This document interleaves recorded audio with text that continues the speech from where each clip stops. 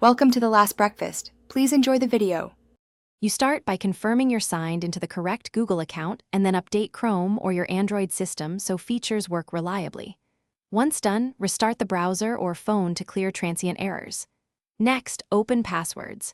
Google, com or go to Chrome, //settings/passwords to access Password Manager directly. Make sure sync is on and that Password Manager shows the same account. This prevents mismatches. If prompted, complete any two-step verification to secure access before proceeding to fix saved entries. You now diagnose issues. Scan the saved passwords list for duplicates, outdated entries, or missing sites and flag anything unusual. If many entries are wrong, export your passwords to a CSV, edit them locally to correct formats or remove duplicates, and then re-import carefully. This is faster for bulk fixes. For individual failing logins, open the website, reset the password there, and then update the entry in Password Manager so Chrome saves the new credentials. Make sure sync finishes before moving on.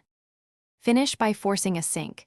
Go to Settings, Sync, toggle Sync off then on, and watch the sync icon until it completes.